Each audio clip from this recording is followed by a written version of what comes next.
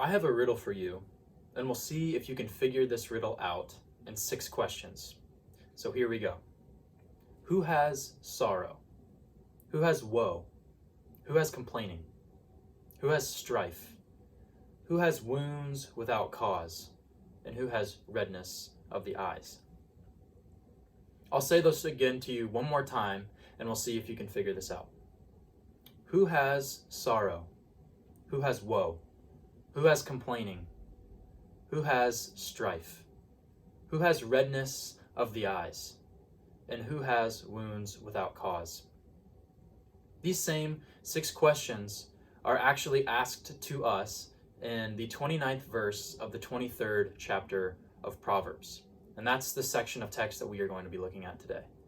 And if you have yet to think of the answer to this riddle, we actually see the answer in the very next verse, in verse 30. And it reads this: "Those who linger late over wine, and those who keep trying mixed drinks." The answer to this riddle is the person who is addicted to alcohol. And we will see that this not only applies to addiction to wine or beer alcohol, but it also sheds a light on what any sin at all can do in our lives if we allow it to. But before we get into this text, I want to say a quick prayer to all of those who are listening and receiving this message, that God will work in your lives and reveal the sins that you struggle with the most, and allow the words that I speak be blessed by God to be not my words, but His. So will you pray with me? Father God, you are good, and you have a plan for our lives, but we get in the way of this plan. Yet you are still good, and you still pursue us, even though we are not perfect, even though we have sins. Father, allow us to pinpoint our struggles within the context of this message, and allow us to be in a better spot with our relationship with you at the end of this message than where we are in the beginning. Having more insight as to how we can battle our temptations. It's in your holiest of holy names, I pray. Amen.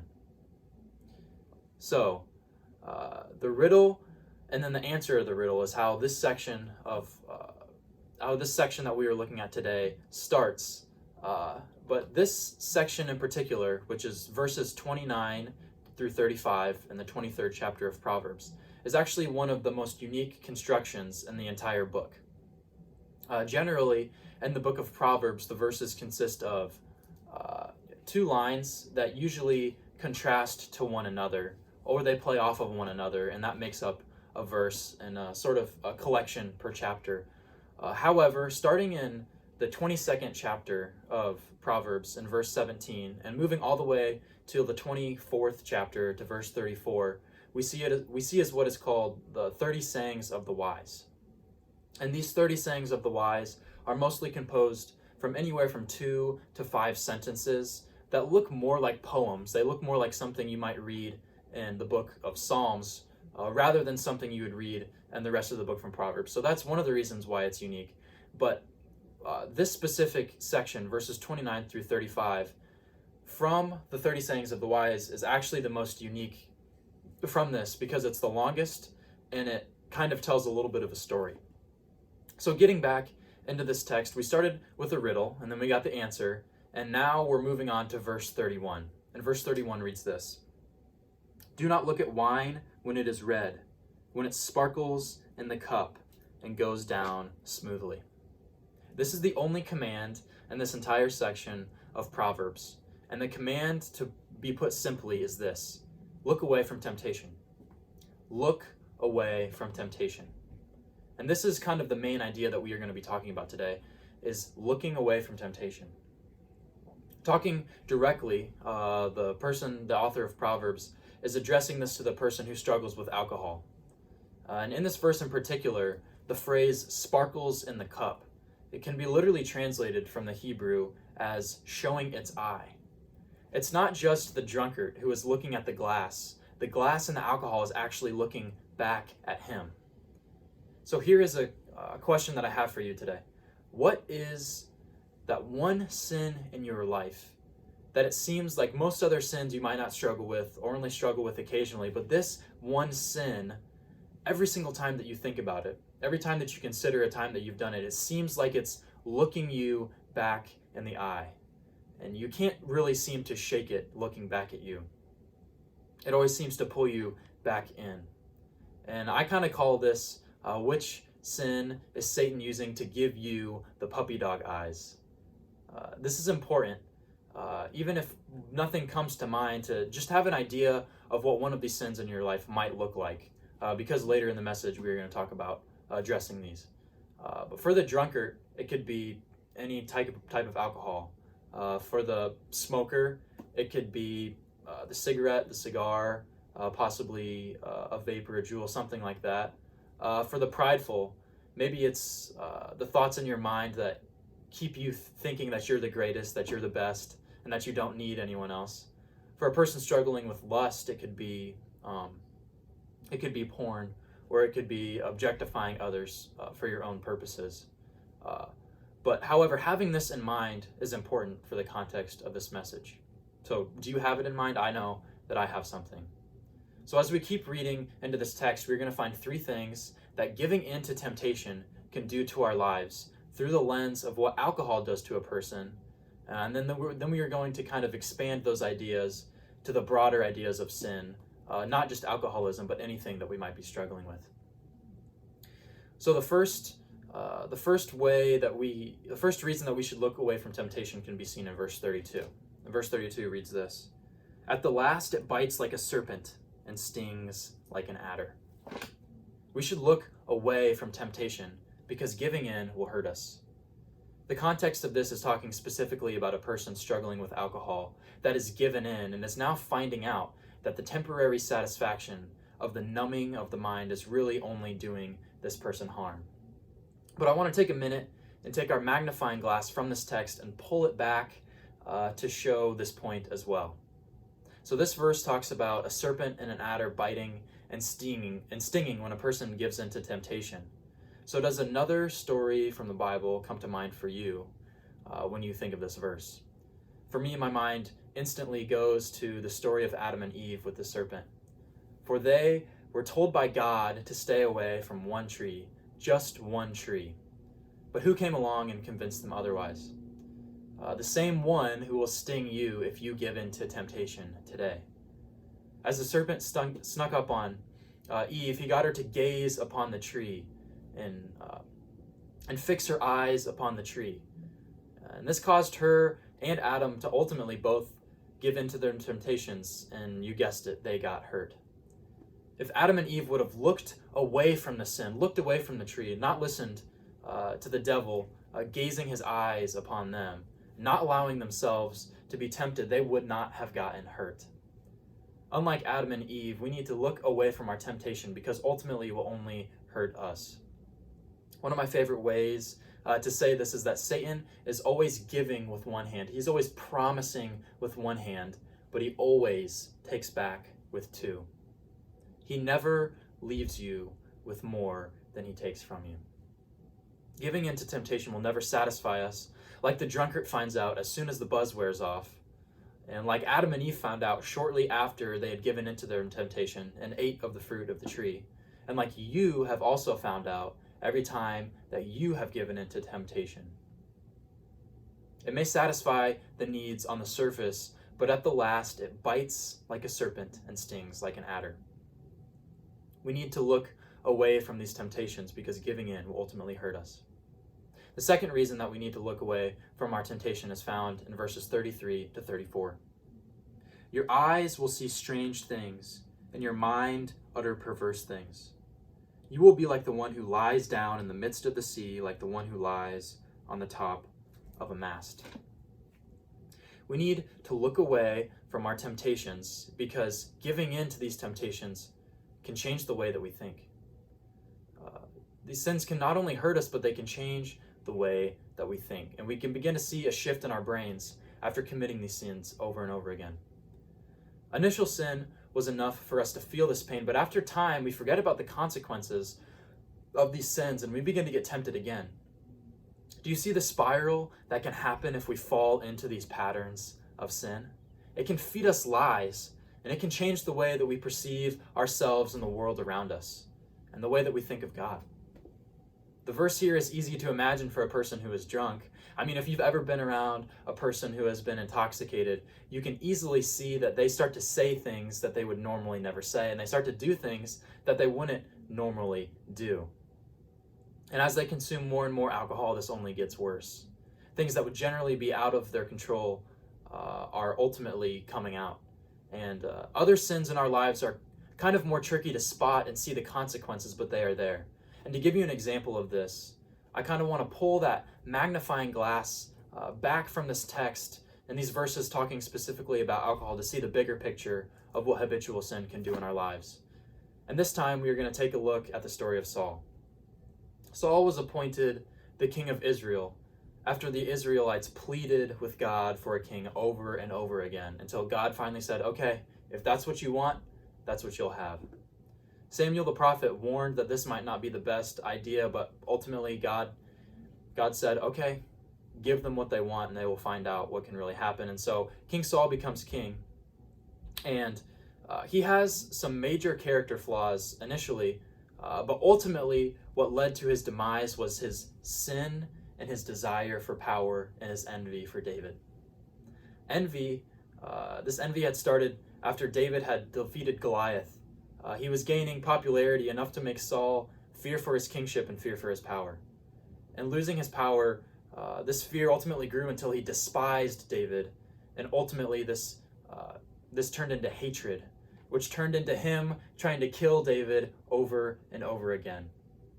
And all this played into Saul's demise, in which he had to fall on his own sword in battle because God had removed his hand of protection from him because of these sins. For Saul, the envy of David and his fear of losing his power changed the way that he thought and acted. It festered in him until ultimately it led to his demise, and it led to his hatred, and it led to his trying to murder David.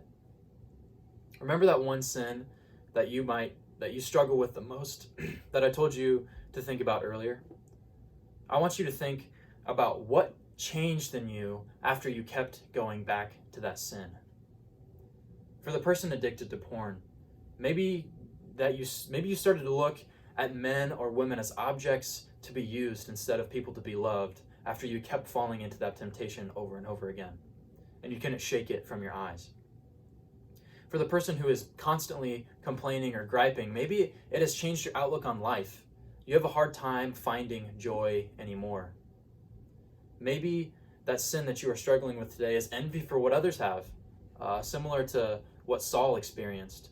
And you wish that with everything that you have that you could be like that other person or look like that other person or have what they have, and it ultimately can lead to hatred of the other person. It might not lead to you killing them, but it festers in your heart until possibly you even start looking down upon yourself because of how much you desire for what they have.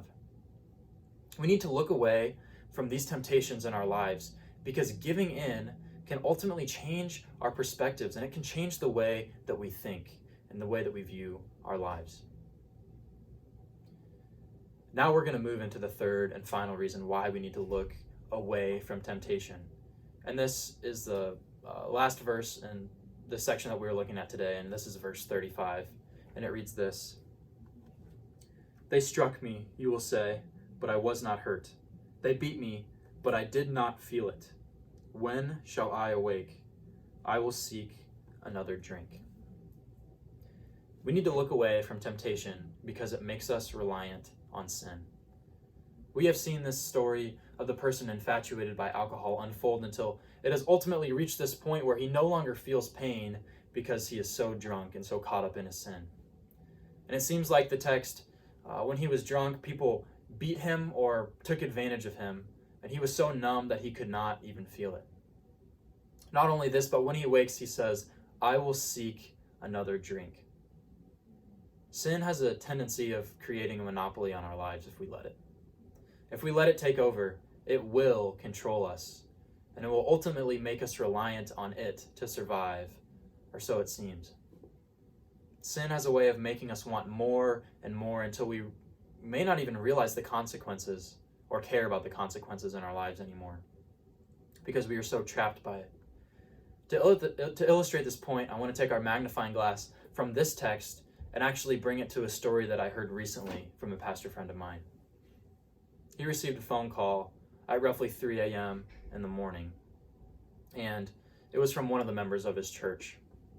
And when he got this phone call, he was a little bit nervous that this man had fallen back into a sin that he had been struggling with for a long time. And upon arriving to this man's house at the earliest hours of the morning, he found the man sitting on his front porch with his hands in his face, weeping.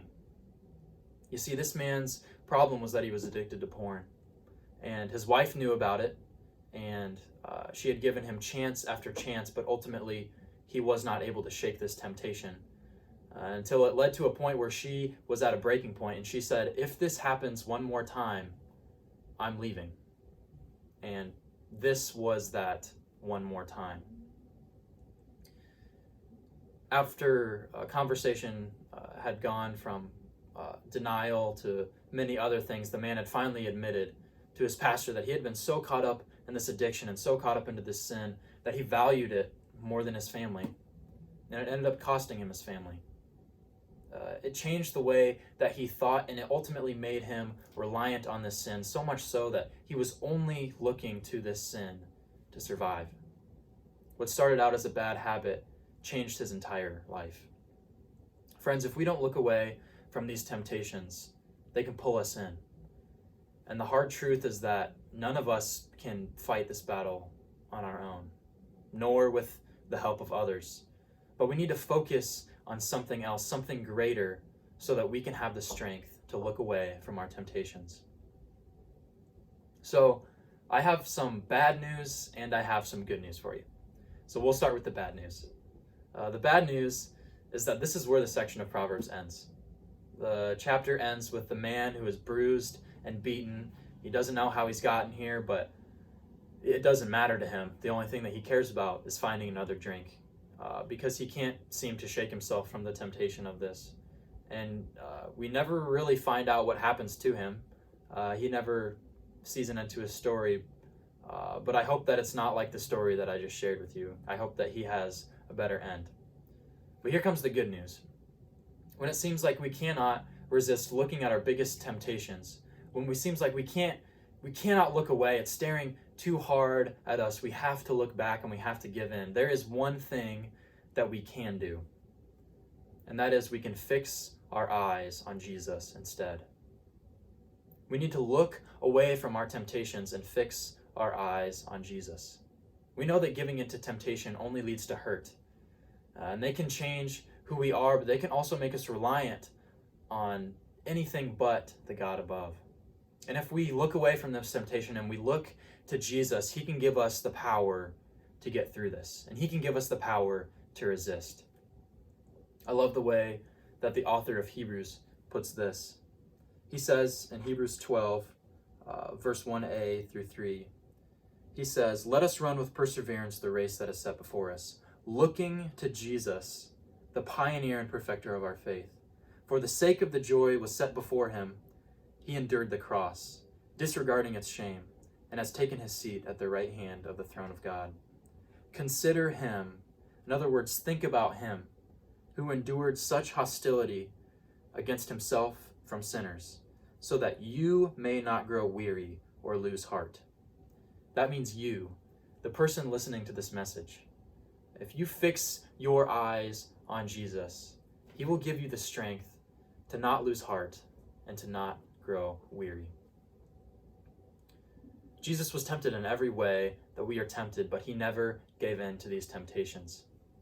He never gave in to his thoughts that would lead him astray, and he willingly died to his own desires and was raised from the dead, so that through him we can conquer our temptations as well.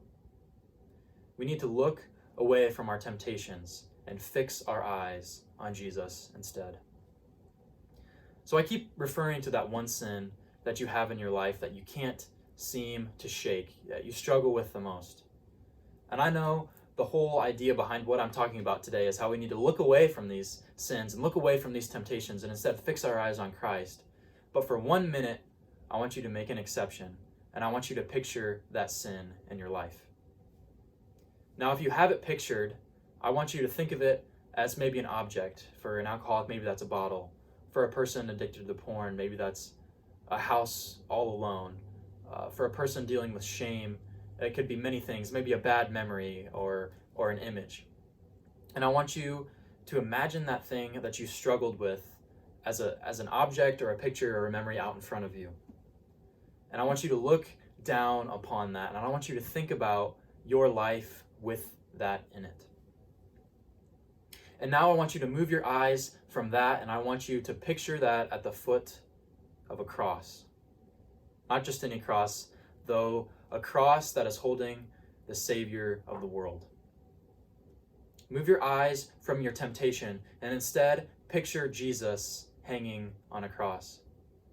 The next time you are tempted, the next time when it seems like the easy thing to do is to give in, the next time when it seems like you do not have the strength to look away and to fight off this temptation anymore, I want you to fix your eyes not on that temptation, but I want you to look up, and I want you to look to the one who gives you the strength to say, I am stronger than my addiction. I am stronger than my sin. I am stronger because of that man hanging on the cross. And I can fix my eyes on him. I can fix my eyes on the one who gives me strength so that I can say no to what is laid at the foot of the cross. And because of him, I can look away from my temptation. A man by the name of Melvin Trotter was so depraved and so dehumanized by alcohol that he would disappear for weeks at a time. And his family had no idea where he was. And at this time, he had a wife and a newborn at home, and she never knew where he was. After one of these times in which he disappeared, he returned home. He found his son dead in the cradle while his wife was at work. And believing that his actions had caused his son's death, he stood by the crib which held his lifeless child, and he swore never to take a drink again. It was only an hour later that Melvin had gotten on a train to go downtown to get another drink. He couldn't resist any longer. 1 hour after discovering his son had died and vowing to never take another drink to himself, he had given in to temptation again.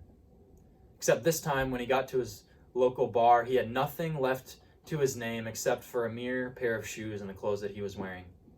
So he traded his pair of shoes to the bartender for another drink. He had reached rock bottom. Sometime thereafter, Melvin came to know Jesus and accepted him into his life. And I want to read you what he said. He said, "There is not anything at all that I knew about that I hadn't gone through. I had taken cure after cure. I had taken everything known to science and had made resolution after resolution. But just one glimpse of Jesus Christ, and I have never wanted to take a drink from that instant to this." Just one glimpse of Jesus Christ, and I have never wanted to take a drink from that instant to this. Melvin Trotter went on to live the rest of his life sober, and he actually founded a rescue mission in Grand Rapids, Michigan, that is an organization that helps people just like him who are struggling with their temptations. And he helps them look to Christ and look away from their addictions. This is because he himself fixed his eyes on Jesus, the one who gave him this strength. So brothers, next time your sin is tempting you, next time that sin is looking you back in the eyes, look away from it and fix your eyes upon Jesus instead, the one who gives you the strength to look away.